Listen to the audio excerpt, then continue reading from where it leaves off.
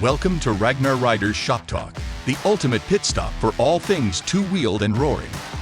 We are mostly ordinary guys who live and breathe the motorcycle lifestyle. From our personal journeys to gripping product and accessory reviews, bike builds that redefine the road, the latest industry buzz, and a sneak peek into our future travels, consider this your front row seat to our motorcycling odyssey. So kick back, relax, and let the engines roar as we dive deep into the world of chrome, leather, and the sweet symphony of the open highway. Welcome to Ragnar Rider's Shop Talk, where the rubber meets the road and the stories unfold in the wind. What is up, my motorcycle peeps? DJ Seeley here, Ragnar Rider's Shop Talk with John and Randy. We are day three for us, Daytona BikeWeek 2024. Just checking in with you guys, tell you how the day went. Randy, where we started at today? Well, let's see. We didn't do one last night, right? So we really have kind of 2 days to catch up on here. Yeah, yesterday was a little bit of a long day. Yeah, slightly. Yeah, I don't know. Brain fart. Yesterday was a really long day, guys. Woo! Let's see, we got our picture made. Yeah. So we did get to ride the little scenic Ormond scenic route again, and loop, I think is what they call it. It's pretty cool. I could eat breakfast at the Ocean Side Bar and Grill every day. That's I went today with intent of ordering something different, and the house omelet just gets me. It just speaks to the pits of my soul, and love it. John, what'd you get? I tried something different. I got the empanadas. They were good. Yep, I'll do it again. So I had the burrito the other day, the empanadas today. It was good.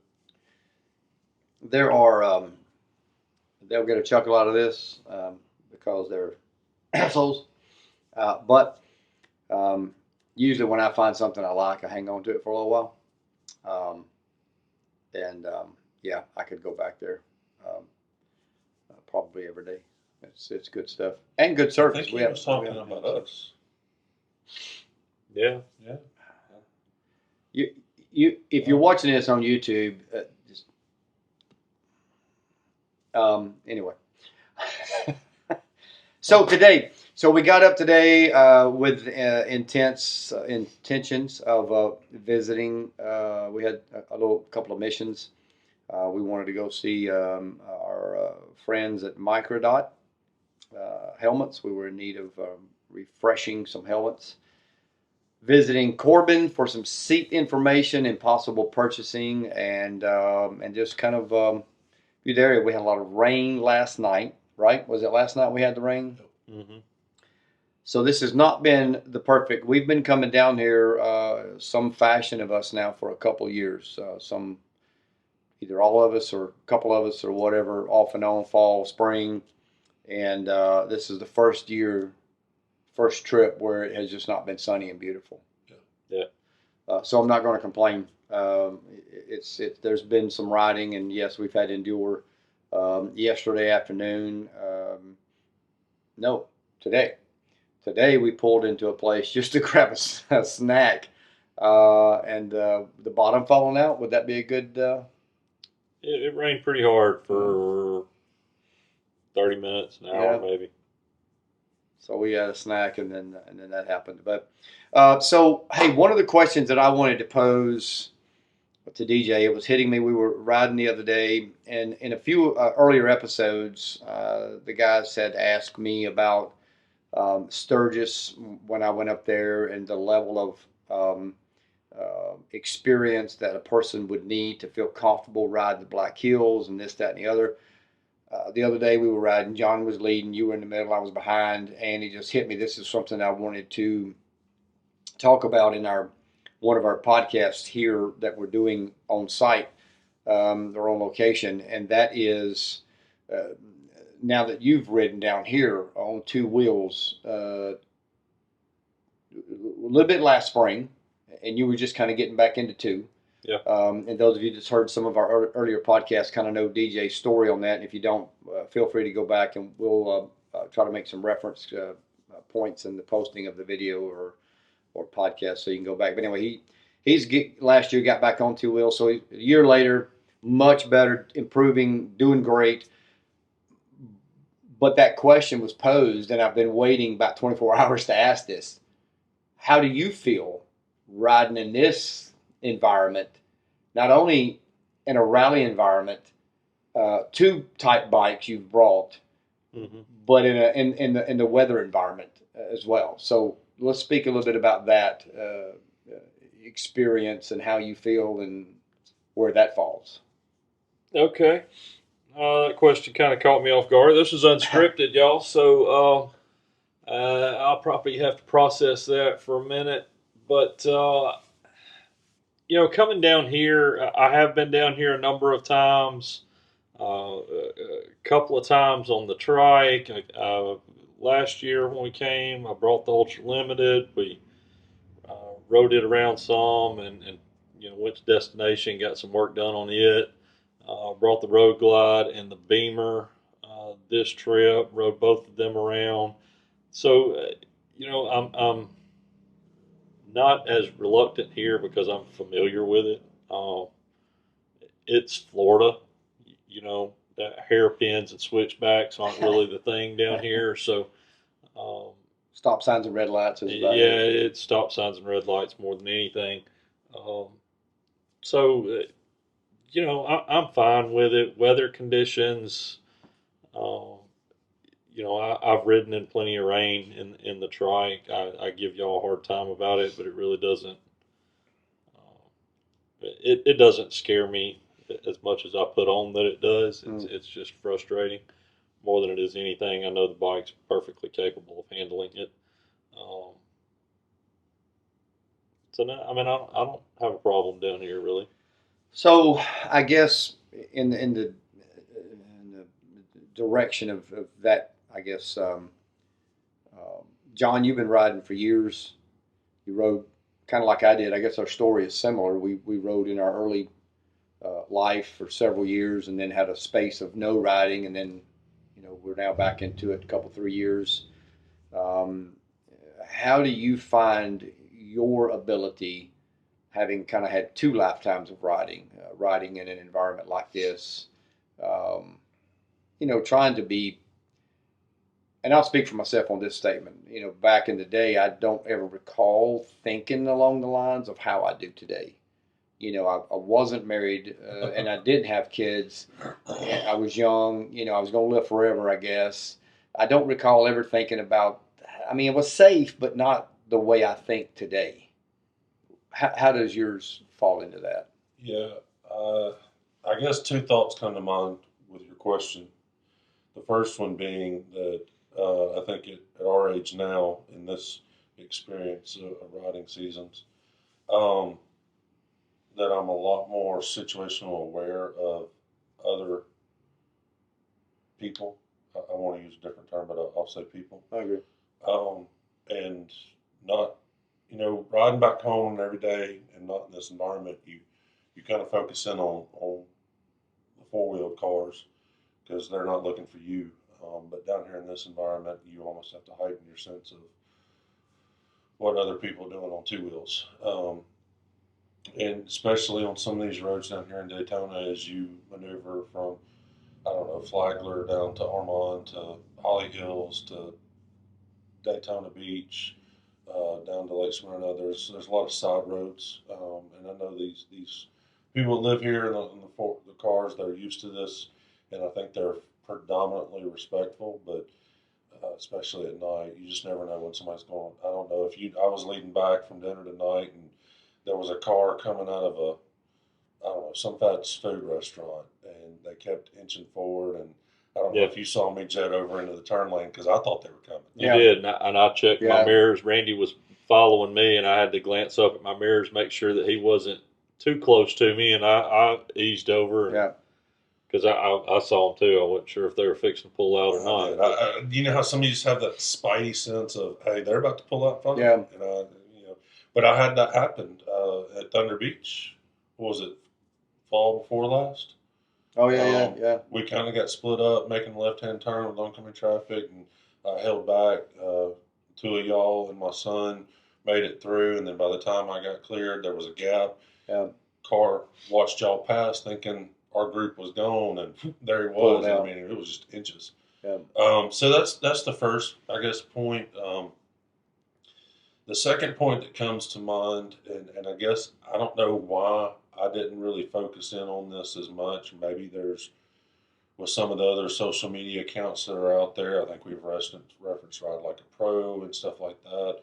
And there's another guy out of Georgia, I think. I can't think of his Be name. the boss of your motorcycle Be the or boss. something like that. Shout out to you guys. You do know, a good job. they do a great job, and I think they really promote safety on motorcycles in a tremendous way. So huge shout out to them. Mad respect for that. But I think I'm more aware of increasing my proficiency of slow riding. And I think down here in this environment, especially during Bike Week, not so much during Biketoberfest, but during Bike Week, that I've noticed just in the opening weekend, there's a tremendous increase in the amount of people, cars and motorcycles.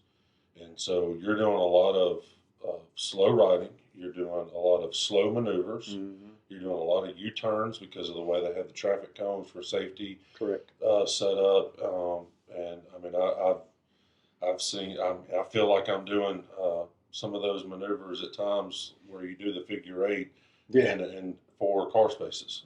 I've made some of those turns while I'm down here. Mm-hmm. But that is something because of watching some of those videos online that I have gone to a parking lot and practice. Yeah. Intention, not only with just me on the bike, but even with my wife on the bike in the 2-up setup. I've gotten into 4 parking spots, and I've done the figure eight, training practice, and I think that's helped. So I feel that by doing that in a controlled environment has helped me in what I will call, I don't know if I should say uncontrolled environment, but I can't control outside factors like I can in a parking lot.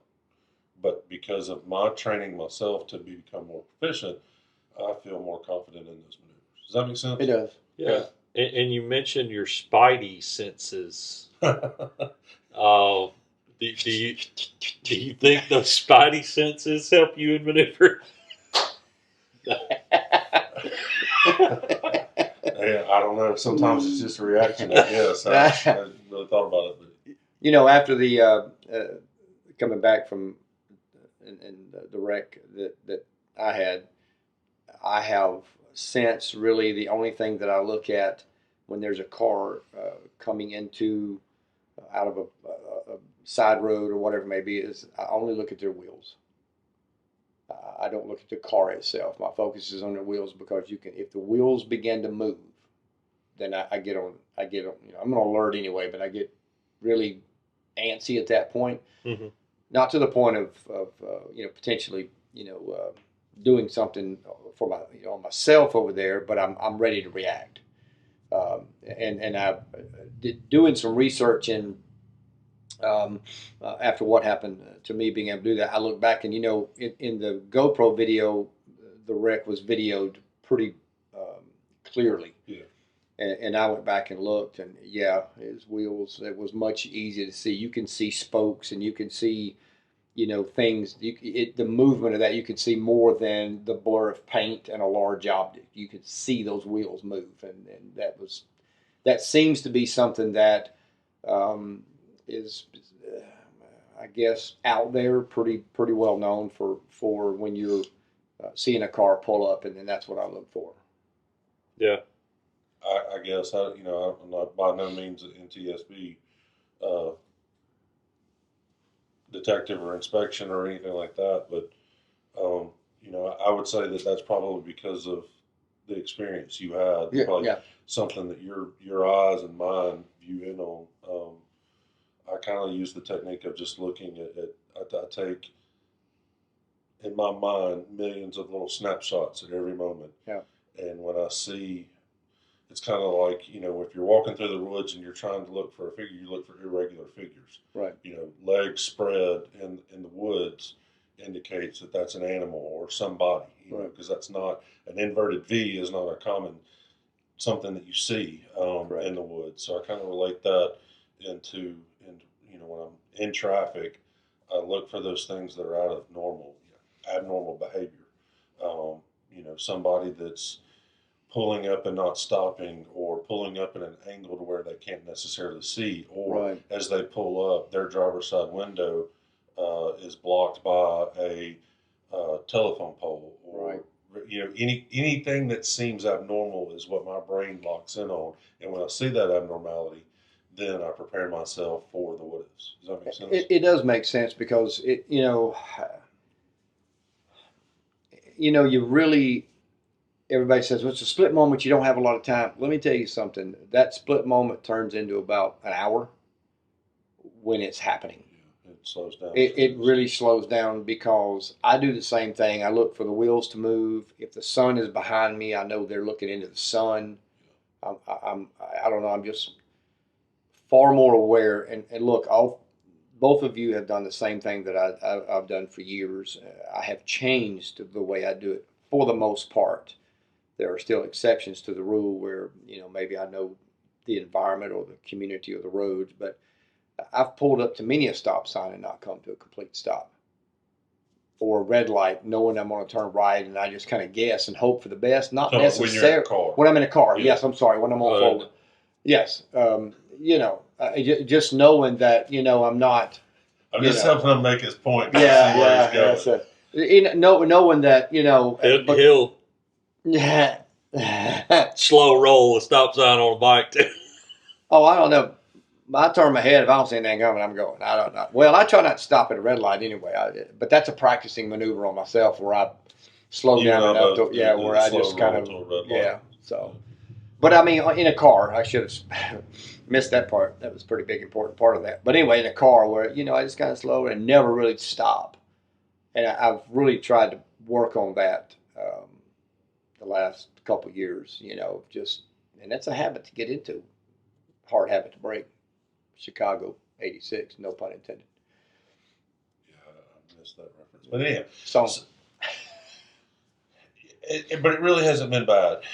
We've been down here before where it seems like every time you turn around, there's an ambulance and sirens going, and that's scary. But I haven't. I've heard a couple, but nothing like what we've experienced before down here. So maybe with the weather, people are just being a little bit more cautious.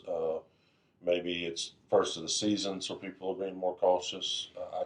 Who knows? But it really hasn't been a bad experience down here, other than just the traffic. The traffic has been a little more intense, in my opinion, than my previous times been down here. Yeah, seems to be a lot more car traffic. Yeah, and slingshot traffic. Oh gosh, and slingshots, yes. Let me hit on something real quick. One thing that I try and do when riding, at night it's a little more difficult than during the day. During the day, if I'm rolling through an intersection, I kind of, I'll downshift, I'll cover my brakes. I may not apply brakes. I'm going to slow down to a reasonable speed to get through the intersection, but I try and make eye contact with the people at the intersection. And if I can make eye contact with them and know that, okay, they saw me, and now I just try and get through that intersection as quickly as possible.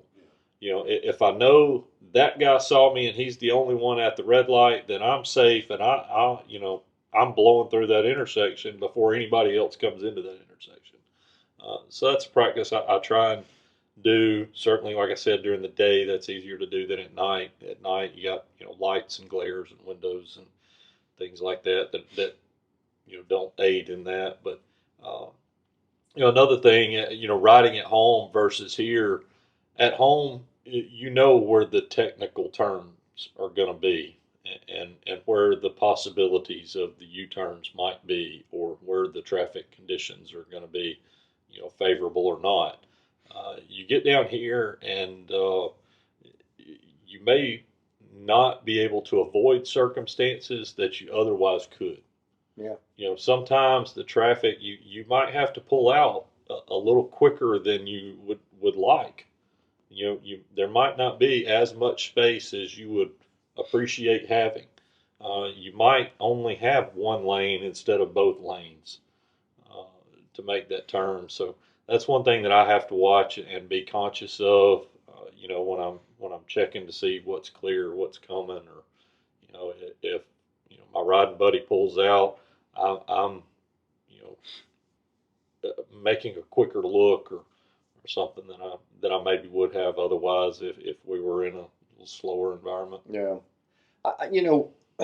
When the three of us ride together, whether our spouses are with us or not, for the most part, I think we are able to come to a stop sign. All three take off. It's a group big enough to be seen, small enough to not have to, have a tail gunner or anything like that.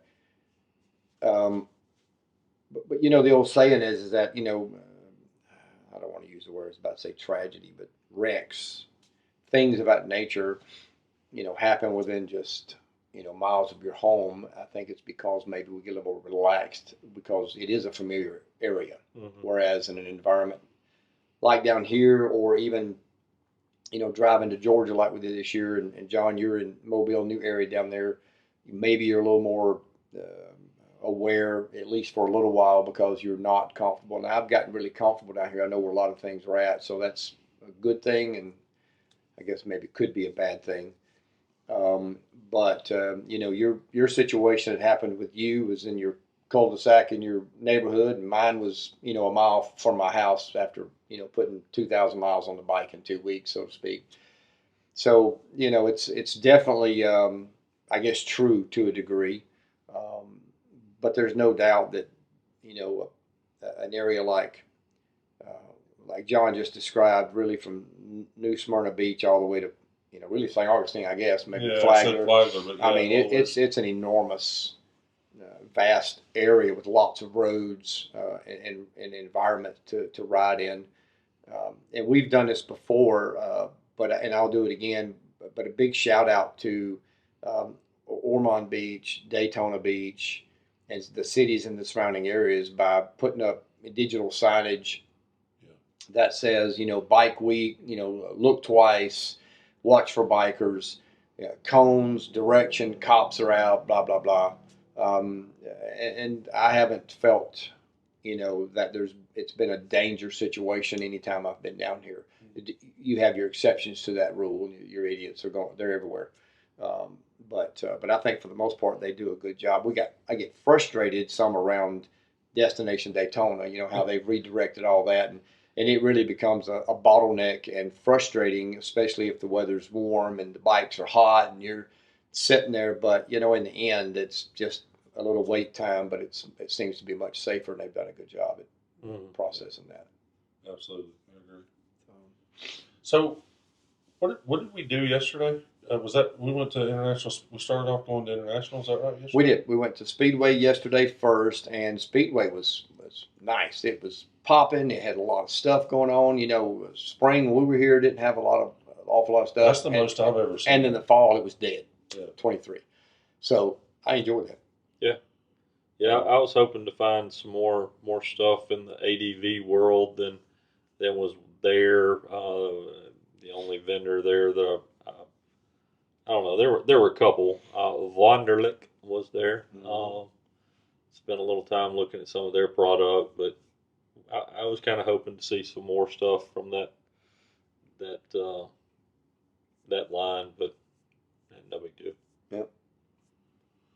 But there was a good representation, I think, across the motorcycle industry from the major motorcycle producers. I mean, that more so than what I've seen in the past. Yeah. I mean, you had, of course, Harley had their major set up. Right. That wasn't open yet. They always open on day 2 of the rally, but that was a little disappointing. But huge setup. BMW had their setup. Indian had their setup. Honda had a setup. Kawasaki had a setup. Suzuki had a setup. I think so. I mean, it was. Yeah. The only one I didn't see was there a Yamaha? Mm-hmm. Yeah, there was. Yeah, It actually was. Yeah. I even saw a Vespa set up. We were joking about that on a previous podcast. But yeah, they had a setup there. So and then all your custom folks like Boss Hoss and V8 trucks or whatever. Some of those guys. So it was nice. It really was nice to see when you pull into the Speedway. The way they've had it routed for the last, I guess, 3 years, and maybe for a while back further than that. But the bikes kind of work their way around in front of the Speedway and go under their panels, not really a Pavilion. awning. Yeah. But the right parking lot is one that's kind of been vacant, but It was, yeah, it was full. yeah. That's the first time I'd ever seen it have vendors set up in it. It's always been bike parking before. So Yeah. that was kind of exciting to see a lot more stuff there than what I'd seen in previous years. Really, since we started coming, I guess during COVID, Yeah. and then one year was hurricane, so there was the week before, so there was some flooding still left, and a lot of those Yeah. vendors canceled.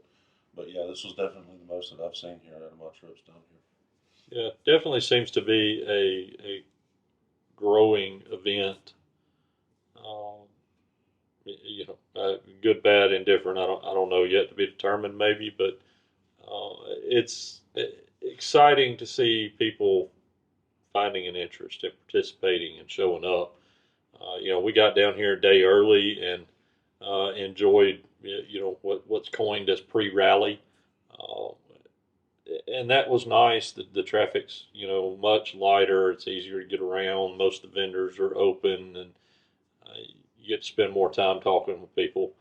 Uh, but man, yesterday was Somebody kicked over an anthill. man. They did, Yeah. and Oh. big difference. I mean, even today, we had intentions of getting up this morning and going back over to destination, and all three of us just said, you know what, we've been over there twice, and maybe we can find something else to avoid the traffic. So yesterday we went back over there for the second time after we went to International. On Speedway we went back to destination, and y'all spent most of your time looking at a particular item. What was that? The sounds? Is that right? Yeah, audio system. Randy and I both are considering audio upgrades, and thought we had our minds kind of settled on something. And I wouldn't say that we've talked ourselves out of it, but For the time being, we have. for the time being, yeah, we kind of shelved it until we can do some more research and kind of get our heads wrapped around what we want to do. So just hearing y'all talk, and then obviously bouncing back and forth, the three of us with our experiences with what audio upgrades we have. Obviously, there's the show level, and you're talking pretty big investment to do that. There's a lot of things that you have to do in addition to just wires and speakers and amps to really get, I guess what we would consider a show level. And really, that really is defined by the base, what we were used to in a car base in a motorcycle application. Right. That's a huge investment. Yeah. So then you step down to kind of for lack of a better term of description, a middle tier. And this is looking for something that has good quality sound that you can hear on your motorcycle going down the interstate. Right. Because let's just be honest, don't know there's really that many factory systems, OEM systems that over 60 miles an hour are even worth listening to. Yeah. If in an open helmet, unless you've got some kind of earpiece, either Bluetooth or wired connection. So then in that realm, there's a lot of options. I mean, we've a lot of us, I guess three of us all started off with a Hertz system, Right. which has a lot of positive attributes. There are a few drawbacks, but for the most part, you can find a Hertz system for a reasonable price point. And then there's others that are out there. Obviously, the aftermarket Fosgate is an option. That's what I understand is a little bit different than the Harley stamp versions. And then what was the one we looked at at International Speedway? Cicada. Cicada. I think they have a really good product as far as their speakers, quality of speakers. And they're doing some things to increase their quality on their amps, but those have built-in DSPs, which that would be an extra cost with some of the other brands that are out there. Yeah. So They just kind of gets to that Hertz point on their speakers too than even Sounds did. Yeah. So I mean, you get into this world where when you really start looking into it, there's just so many options that you start overwhelming yourself of, all right, which is better, and is it worth the extra dollar? And I kind of sitting back watching the two of y'all, that's kind of where I'm seeing that y'all are at. Is that a fair assessment? I think, yes, it is. I think I have come to a conclusion and actually, let me back up. I've come to the conclusion, but it has been verified by those that sell these systems, that they're looking for quality. But more than that, they just want them to be loud because that's what everybody's looking for. Mm-hmm. Yeah. I mean, and that's good. That's fine. That, we come to these rallies, and even at home, if a guy's got a stereo, he pulls up to the Shell station in Morris or somewhere in Stockton, and he's got that stereo blaring loud, and you can hear the words and you can hear the music. If you go up there and try to comprehend quality, it's just not there. And the reason it's not there is because you can't hear low ends, as you said, at 60 plus miles an hour, so they don't put lows on a motorcycle. Lows being what we consider, as you said, automobile radios, subwoofers. Yeah. Subwoofers require power, amps, and batteries. Some of these show bikes have got 2 or 3 extra batteries in their bags, 3 or 4 amps to push these things. We can't do that, and I don't want that. I mean, I'd love to have it from a. It's impractical for somebody that traveling. What we do. Yeah, travels. So, even a day trip. You need a certain amount of storage space. You need maneuverability. You need to not have to avoid small bumps in the road because of whatever is going on, added weight. There's a whole lot of things, and it's pretty technical. I guess probably be a series we'd need to break down and spend some time on, and probably better educate ourselves on. But there's a lot of things that go into that. The availability of airspace, something to bounce that sound off of. Yep. All those things that just aren't readily available on a motorcycle. Can it be made to happen? Yes, with the right amount of money and the right amount of time and the right know-how. Yeah. There's some tremendous sounding stereo systems out there, but again, they're from what I've seen, not everyday rider bikes. They're it's not conducive to what we do. I think if you took a scale of 1 to 10, most everybody falls in that 1 to 7.5, and then that top maybe 2.5 is going to make room for something of that magnitude. We talk, as we've already mentioned, with Larry, and I don't know last names, but we've got to know some of these guys. Larry with Cicada, he goes by Gorilla with Sounds. Tony at Daytona Audio, Jay at Volunteer Audio. These guys have been doing audio for years. They know their stuff. They've been putting them in motorcycles for years, and they all say the same thing. We hear what you're wanting. We know you want quality, but what's out there and what the demand is loud. Mm-hmm. So that's really what they're producing, is something that's loud. So with that being said, I think we just drew the line and go, you know what? I need to figure out something different than just loud. I want loud because I want to be able to hear it when I'm going down the highway at 80 miles an hour. But there's got to be 70. Somewhere. There's got to be something somewhere that falls in that middle that allows me to get. And what I've got on the Limited right now, it sounds pretty good. I mean, I like your system on Limited. I get just enough of that low mid, mid low, that I can be satisfied with. If I could get that on the Road Glide, I guess I'd be happy. I mean, to be honest. Yeah, and I think that's where a lot of people, when you start looking at a $2,000 to $3,500 investment, obviously that's not your show quality. You're not going to get car base. Mm-mm.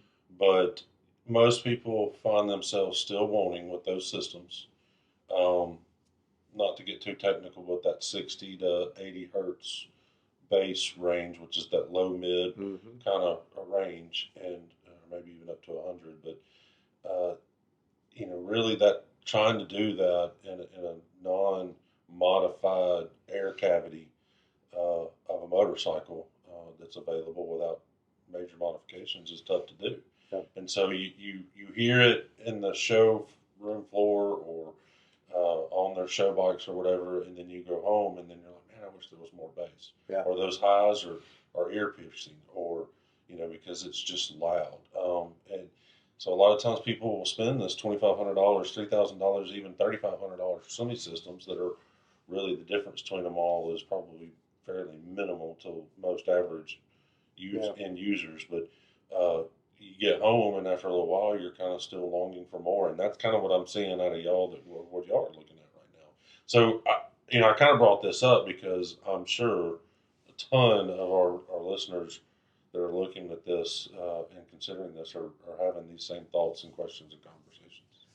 Yeah, if you're looking for an upgrade in any kind of audio, I definitely would say, step back and make sure you do your research and know what you're after, because, and I'll throw out some numbers. Look, a good system that's loud uh, and halfway decent quality is, you better have $5,000 in your pocket.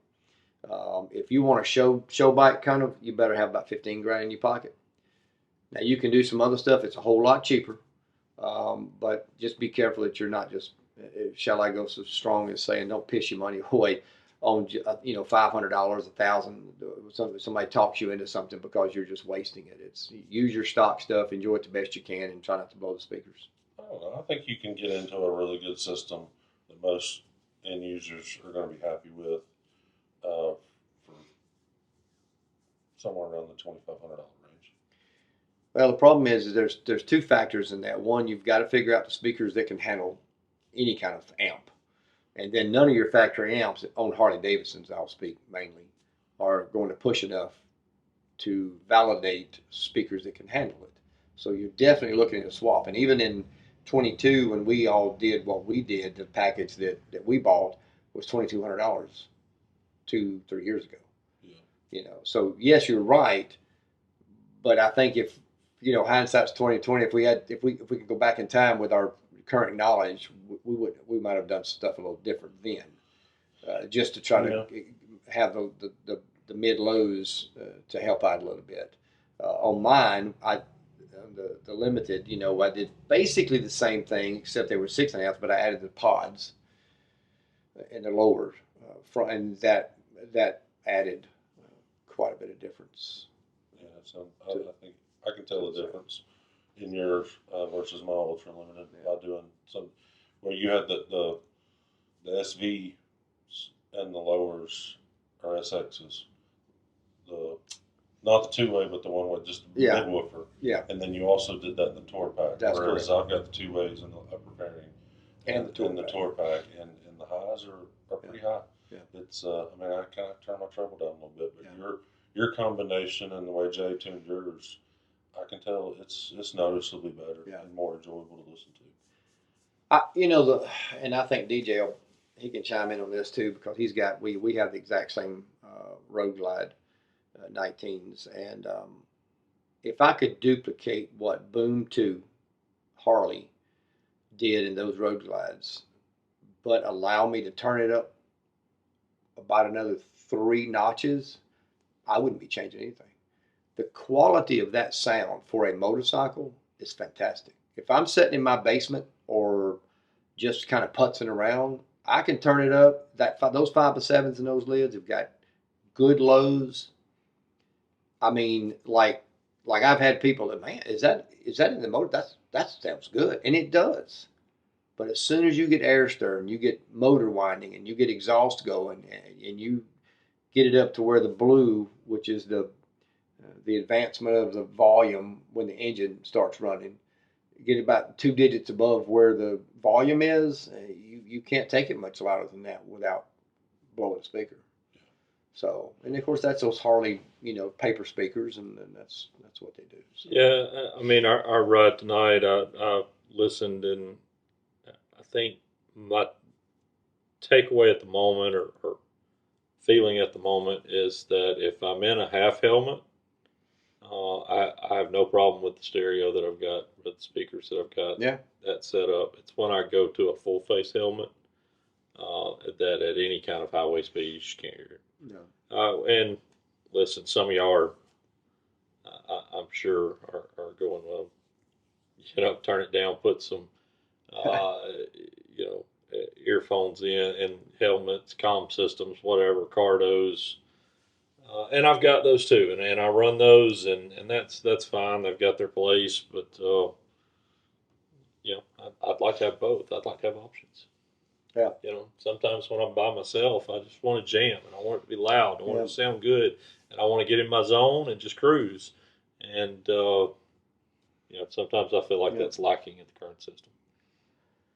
So while y'all were doing that, I ventured off and ended up finding myself over at Reinhardt tent hanging out, and didn't know. I saw everybody lining kind of, they don't call it Main Street, that main thoroughfare through Destination Daytona, and I didn't know what was coming. I wasn't watching the event calendar or anything, but apparently the Clydesdale showed up. They did. That was pretty cool. It was. Got to see them. They had 6 of them, 8 of them, 8, and it was 4. 8, I think, 4 or 5 pairs. It was 4 pairs.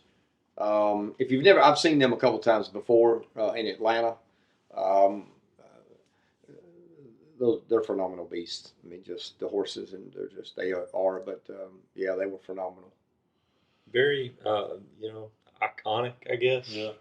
It is. Yeah, that's the first time I'd ever seen them. Yeah. So I thought it was kind of neat. Well, I watched from a distance from the Reinhardt tent, but it was kind of cool. They just, I don't know. Before the whole Bud Light thing happened, and we're not going to get into the political BS of that, but, for years, when those commercials came on TV, they were always, awesome to watch. They did a good job at the marketing part of it. There was a little bit of patriotism involved, and when I saw them, coming around, went back and watched the video, and it was pretty good. They still had Budweiser on the side of the trailer, but it was good. And we've been there, and I'll ask you guys: is the crowd bigger? And we talked about it for a brief moment, but the crowd is bigger over there this year so far, and the weather is not ideal. Day 2. Yeah. That's what blew me away was how many people were at Destination on day 1. Yeah. So we were there Thursday, pre-rally, and it was moderate. We know how the pre-rally is. Friday was the first day. I was blown away with the crowd. It was enough of a crowd on day 1 that we were reluctant to go back on day 2. Yeah. So then we obviously didn't get enough because before the night was over, we ended up on Main Street. Yeah, that's true. Yeah, that's true. Well, it's like you got to make that. Got to make the rounds. Obligatory tour down Main Street. Say that right? What was that? Obligatory. Does that mean you're here when in Rome? That's what they say. That's right. And so we did go to Main Street. There'll be some videos that'll be hitting some of our social media stuff. Walked up one, turned around, came down the other. About halfway down the other, John said, "I think I want to see some more bikes." I was like, "I ain't been able to stop and look at bikes because I'm going to get run over. If you stop, somebody's eating you." Yeah, we had to at one point slide into an alleyway just to kind of get out. We did of just take a breath, let my feet rest. The dog was barking. Yeah, it's like going to Disney World in the summertime, or it's in the spring or whatever. Gatlinburg we used to be. Which is great. DJ mentioned this a little earlier. It's great to see that. It's great to see the enthusiasm. I hope all the rallies across the country this year are just blooming and exploding. That's good for the industry, and that's good for the brands. So I think that's good. I just can't help but assume that there's a large percentage of those people that are just there for the party or the show and are not really into motorcycles at all. So it's funny you mentioned that because we noticed something the night before when we were down there, and I still saw what appeared to be, and maybe this is a difference that I've never really thought about, but you got a lot of upstate, up north colleges that are experiencing their spring break. So I'm seeing a lot of college students that are down here on their spring break that just happen to be Oh, it's Bike Week too. Yeah. And I saw a lot of that walking up and down Main Street last night. Yeah. So I think that contributes to the crowd numbers, because you got a bunch of college Oh, students. yeah. So let's go check out Main Street Bike Week, Well, my oldest is on spring break. He's with his mom in San Antonio this week. So, I mean, I guess, I don't know if all colleges are, but the state of Alabama is colleges are spring break this week. Yeah. Or, it is. So, but yeah, it's, oh my goodness, it's definitely crowded. I mean, A lot of diversity in the crowd. yeah, there is. Yeah. Anywhere from That's a head scratcher. 18 all the way up to probably 70. 81. Yeah. 18 to 81? That's right. I did see something that threw me for a loop. I saw, and I admire it. So please don't think that I'm making fun of this because I think it's awesome. But I saw an elderly lady on her trike with her walker strapped to the back of the truck. I'm not kidding. Yeah. I saw that. Yeah. And at first I was kind of like, wait, what? And then I was like, that's awesome. Yeah. Yeah. I mean, it truly kind of is inspiring. You chuckle a little bit and you went, you know what? Good for her. Yeah, That's exactly. right. Good for her. And there's been, there's some guys that will that have a way of like mounting their wheelchairs and things all the way around. I've seen a couple of those. I haven't seen them this trip, but I've seen them. But I mean, when it's in you and you got to ride, I guess. So one thing that has kind of stood out to me, and it's maybe because I'm opening or educating myself a little bit through social media of the chopper craze is kind of coming back hard, and I've seen a ton of choppers in this last 48 hours down here, and I don't know, I've kind of seen the Dyna throwbacks, but now we're seeing the chopper throwbacks, and I've seen some really cool home build choppers in the last 48 hours. Mm-hmm. I mean, like really, like there was a lot of them last night. That place we went. What's the name of that bar? One horse saloon. Yeah, we came out of one horse. There's probably 10 guys that come out ahead of us, and they're all out there adjusting chokes and priming and kicking. Oh yeah. And they're all young guys. Well, most of them. There was a couple of older ones, but I mean, anywhere from probably 25 to. One guy looked like he was in his 50s easy, But seeing the young guys doing it, I mean, because those bikes require attention. I mean, for the most part, these newer ones, when we get on ours, if it needs attention, we usually have to take it to the mechanic. But I mean, those bikes, I mean, I remember my lawnmower. I mean, it's kind of like the lawnmower. You choke it, you get it started, you rev it up and give it a little gas, and if it ain't working, you get your hands down there and you adjust a few things, right? So I mean, but it's great to see. That means they're somewhat trade minded, mechanically minded to be able to get it running. So it's pretty. Some guy was riding something that was jumping curbs on it. I don't know what this. It looked like it had tractor tires on it or something. It did. I don't know. It was Springer front end. Yeah. I did pick up that, but yeah, like legit tractor tires on the front of it, like the old. It was a chopper.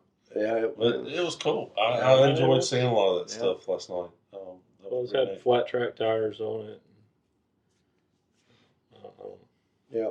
I wish, if we'd stopped him from doing burnouts and jumping curbs out there like he was, we might have had a conversation with him a little bit about it and see where he was at. But there was a little kid that had a Honda CB 500, I think.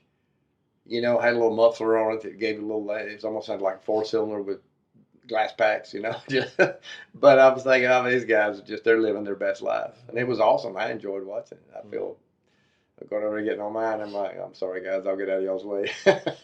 I mean, because,